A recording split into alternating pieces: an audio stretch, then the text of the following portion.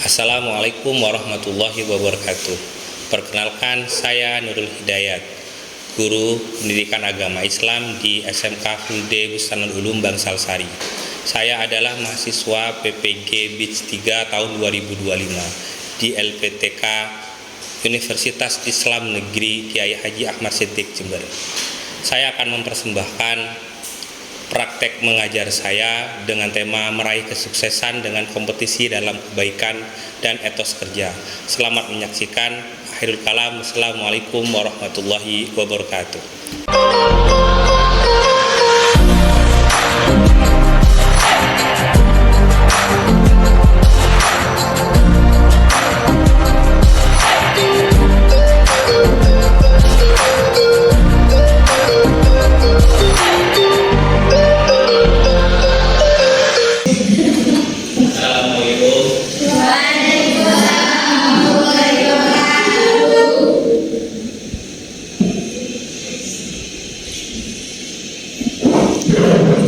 Hiduplah Indonesia Raya.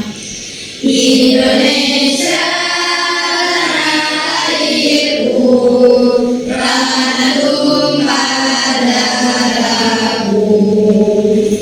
Di sanalah aku berdiri, jadi pandu ibuku. Kita berdoa bersama-sama. Bismillahirrahmanirrahim. Radina billahi rabba wa bil islami dina. Assalamualaikum warahmatullahi wabarakatuh. Waalaikumsalam warahmatullahi wabarakatuh. Anak-anak, hari ini kita belajar tentang berlomba-lomba dalam kebaikan dan etos kerja. Sekarang saya mau tanya kepada kalian. Kalian punya cita-cita? Punya. Punya impian? Punya.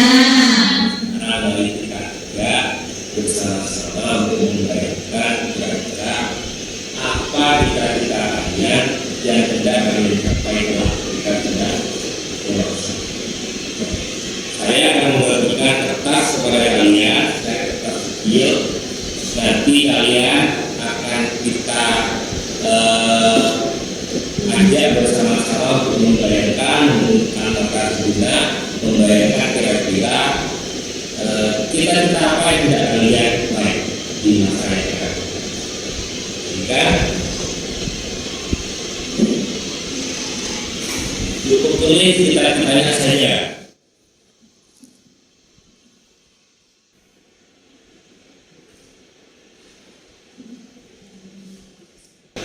Anak-anak, mari kita pejamkan mata sejenak, tundukkan kepala sambil mengingat-ingat, sambil berpikir untuk cita-cita kalian yang hendak kalian capai. Mari kita pejamkan mata sejenak. Kira-kira apa yang akan kalian raih kelak ketika kalian sudah dewasa, untuk bisa membahagiakan keluarga kalian, untuk bisa membahagiakan anak-anak kalian kelak supaya menjadi contoh yang baik bagi anak-anaknya, supaya juga bisa mengangkat derajat orang tua. Sudah selesai? Silakan ditulis cita-citanya, buka matanya, kemudian stopkan kepada saya. Sekarang saya akan bagikan kertas yang kalian tulis secara acak kepada teman-temannya, kemudian dibacakan oleh teman-temannya. Mudah-mudahan apa yang kalian cita-citakan kelak tercapai, sukses dan tanpa hambatan. Amin.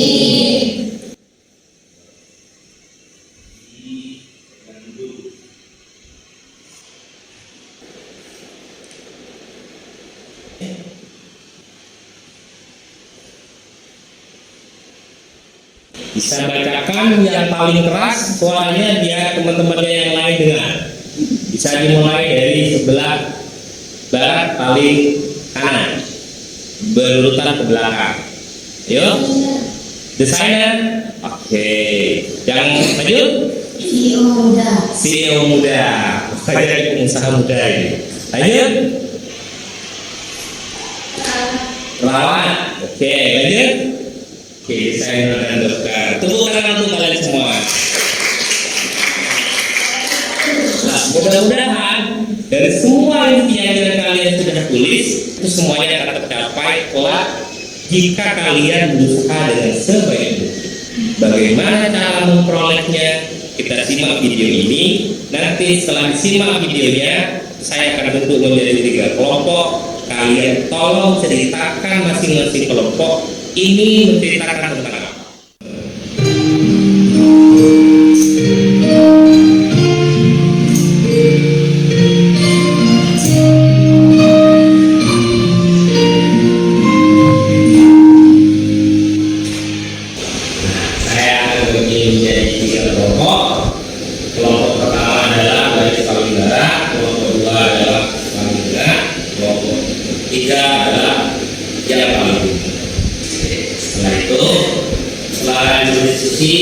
Tuliskan apa isi cerita ini, terus kemudian kalian hubungkan kepada saya bacakan masing-masing kelompok hasilnya. Oke, sudah ya? Sudah, balik lagi. Sudah selesai, balik. Nah, silakan kumpulkan saya. Saya akan bacakan hasil dari kerja kelompok kalian. Yang pertama dari kelompok 3. Anggotanya adalah Rafelia Permata Putri Safia, Siti Nur Amelia Nadira, Ayah Sabina, Iki Amelia, dan Siti Wildania. Hasilnya adalah seorang laki-laki yang memiliki cita-cita media sosial dan dia tidak pernah putus asa untuk meraih cita-citanya. Suatu saat anak laki-laki tersebut menginginkan teleskop di mana harga barang tersebut sangat mahal. Terima kasih untuk semuanya. Kita beri aplaus yang meriah untuk saya. Kita masuk ke materi. Apa arti dari tugas yang saya sebutkan lagi? Oke, materi kita adalah tentang meraih kesuksesan dengan kompetisi dalam kebaikan dan etos kerja. Karena semua orang punya mimpi, dan itu pasti diinginkan untuk ya. Nah, agar bisa terwujud maka perlu usaha. Jadi kalau misalkan saya gambarkan ini ada mimpi, oke, ini ada tujuan. Dari mimpi ke tujuan itu ada proses. Kenapa saya diterapkan panjang? Karena proses itu prosesnya panjang sekali. Nah, dalam proses itu ada Tantangan, ujian, ya, apalagi cobaan, ya, ujian, tantangan, cobaan itu tidak hanya datang dari luar saja. Contoh dari luar, gaya dan sebagainya. Tapi juga datang dari dalam diri kita sendiri. Apa itu cobaan yang datang dari dalam diri kita sendiri? Yaitu ya kan? Terus kemudian selain malas, acuh-acuh, termasuk juga cobaannya adalah kurang peduli dengan sesama. Nah, itu semuanya bisa kita lakukan jika kita itu mempunyai yang namanya semangat. Ya, kita ingat adalah tujuan. Itu ya. Kita udah.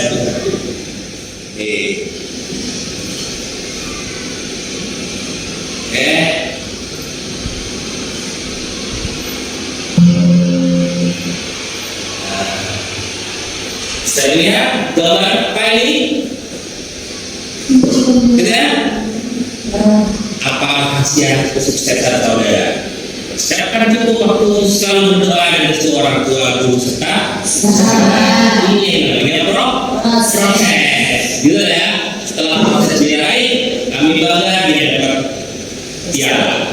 Kemudian berikutnya, oke. Apa maknanya dari gambar berikut ini?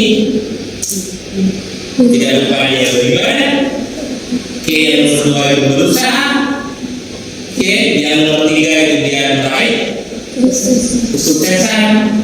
Terakhir dia bisa berinteraksi dengan yang lain. Itu inti dari kesuksesan. Kemudian lanjut. Nah, sekarang kompetisi dalam kebaikan dan kesejahteraan itu yang akan kita bahas bersama-sama. Apa kompetisi dalam kebaikan dan apa itu kesejahteraan? Oke, lanjut. Kompetisi dalam kebaikan adalah berlomba-lomba dalam kebaikan. Oke, ya, good.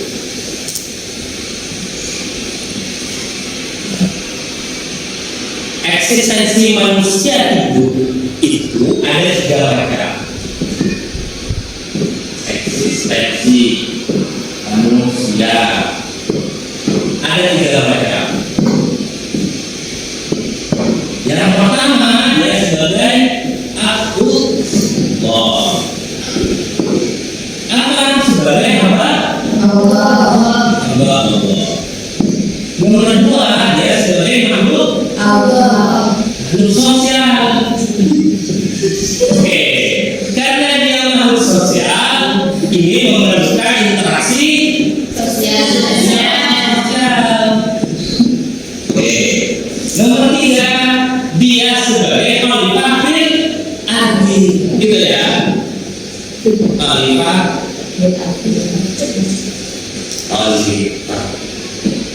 fil ardi.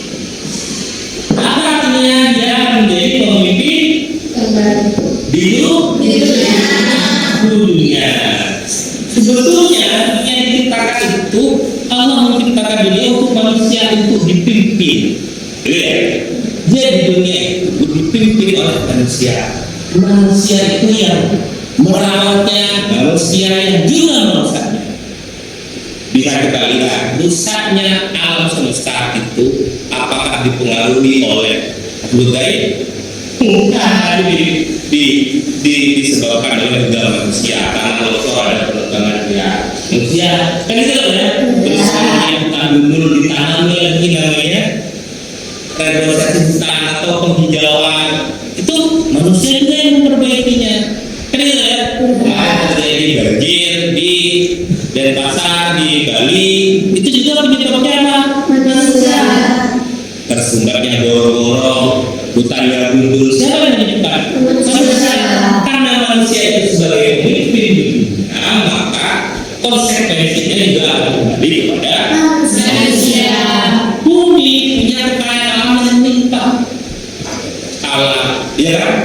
Emas, ada nikel, ada lahan subur. Siapa yang menikmati?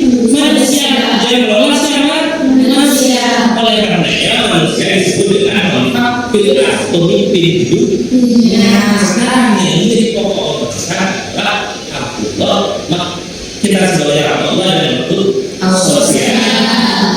Karena makhluk sosial kita butuh interaksi yang kemudian disebut dengan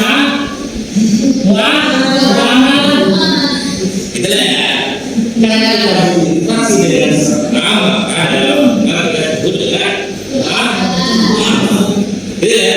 Nah, dalam amal ini yang paling banyak tentang dalam hal lain, ya, dalam hal lain,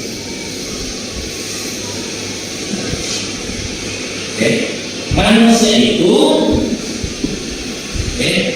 hubungannya satu ini radikal, maka sudah tahu ya, ini dinamakan dengan hablum minallah, ya kan? Hablum minallah. Dan atas ini dia berhubungan antara manusia dengan perbaikan. Lalu apa? Ada juga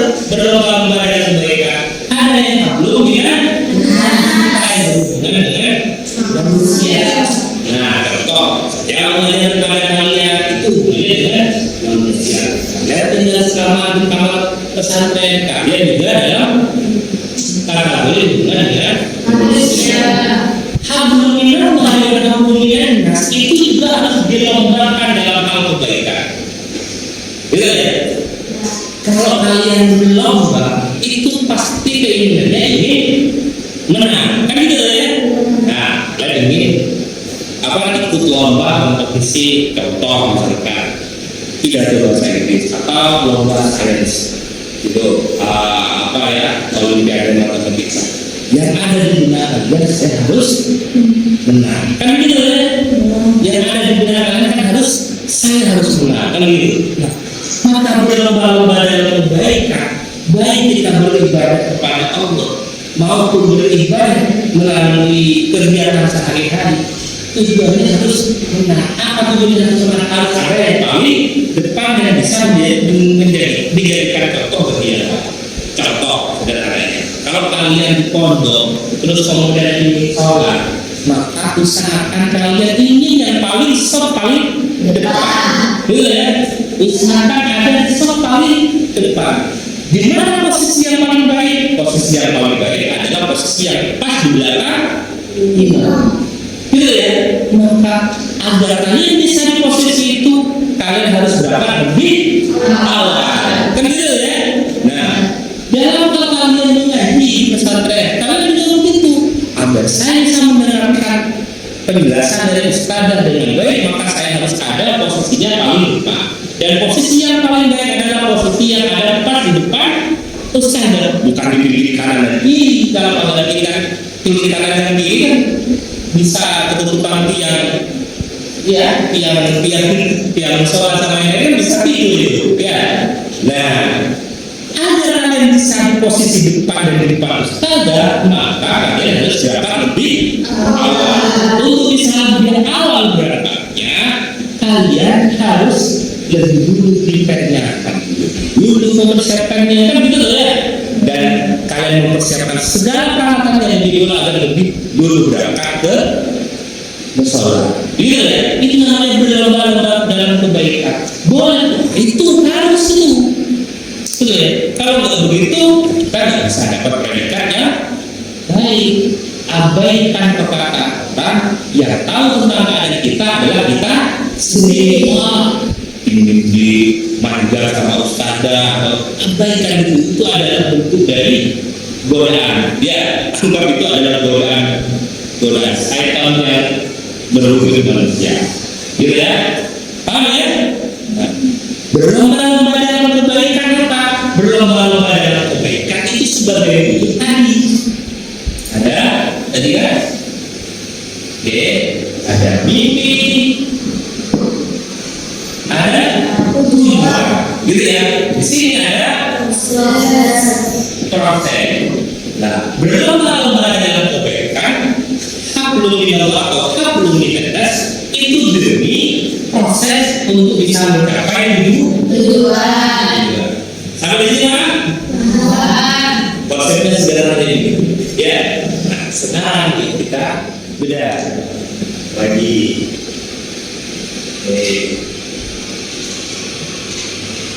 Nah, dalam Al-Quran itu disebutkan dalam surat Al-Maidah ayat 48. Bismillahirrahmanirrahim. Bismillahirrahmanirrahim.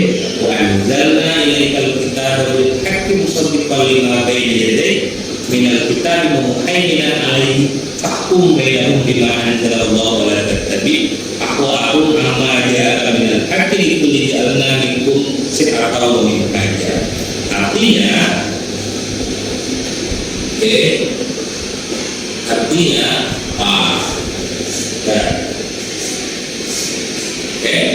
dan kami Allah telah menurunkan Tuhan kepada Muhammad dengan membawa kebenaran sehingga bisa membenarkan kitab-kitab yang diturunkan sebelumnya dan menjaganya. Maka putuskanlah perkara mereka menurut apa yang sudah diturunkan. Kemudian janganlah kau mengikuti keinginan mereka dengan meninggalkan kebenaran yang telah datang kepada kau untuk setiap umat di antara. Terus kemudian selanjutnya ya, walau sya'allahu la'alakum ummatan wahidatan walakin yad'ukum fi ama'akum fastabiqul khairat ila Allah marji'ukum jami'an bainakum bima kuntum fihi takhtalifun. Terus kemudian maka kami dalam Allah akan berikan aturan serta jalan yang terang apabila Allah menghendaki saya engkau akan dijadikan satu umat saja. Tapi apabila Allah hendak menguji engkau terhadap kami yang telah diberikan kepadamu, maka berlomba-lombalah dalam kebaikan. Allah kau semua akan kembali kemudian diberitahukannya kepadamu terhadap apa yang dahulu kau perselisihkan. Nah, kemudian kita buka dulu tajwidnya. Jadi kita buka dulu tajwidnya. Nah, di dalam ayat tadi surat Al-Maidah ayat 48 ada dua hukum tajwid yang bisa kita cermati. Yang pertama ilmu biguna, yang kedua ikhfa. Ada yang bisa menjelaskan apa itu ilmu biguna?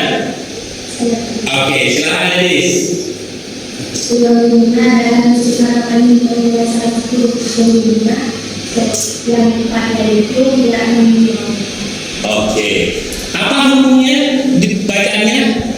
Oke, didengungkan, sudah ada di depan itu ya. Oke, nah gitu ya. Jadi hukum ilmu biguna adalah dengung, berarti siapa tahu biasa. Kemudian ikhfa, saudara, siapa yang bisa menjawab ikhfa? Apa perlu dari ikhfa? Oke, silakan, Nur Aini.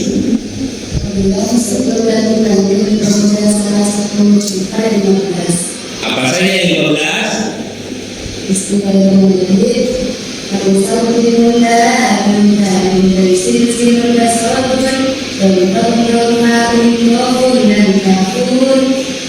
Oke, terima kasih. Kemudian hukum bacanya apa? Sama, baca sama. Oke, berarti jadi final dihukum. Oke, kesimpulannya adalah tidak ada mimpi yang terlalu tinggi, yang ada adalah usaha yang terlalu rendah. Ingat, tidak ada mimpi yang terlalu tinggi, yang ada adalah usaha yang terlalu rendah. Kalau mimpinya itu baik, prosesnya harus yang paling baik. Nah ya, itu antara mimpi dan kenyataan ada namanya kerja. Gitu, tadi ya. Oke, mimpi ini kita ada, maka di sini harus ada kerja keras. Oke, terakhir dalam firman Allah surat Ar-Ra'd ayat 19, Innallaha la yughayyiru ma biqaumin hatta yughayyiru ma bi anfusihim. Allah akan merubah keadaan suatu kaum. Allah tidak akan merubah keadaan suatu kaum sehingga mereka mengubah keadaan yang ada pada diri mereka sendiri. Itu artinya Allah akan merubah diri kalian kalau kalian dan merubah diri yang kalian sendiri. Gitu ya. Kalau ingin sukses maka belajar sungguh-sungguh. Gitu, bekerja keras, bersungguh-sungguh dalam meraih cita-cita. Ini. Oke.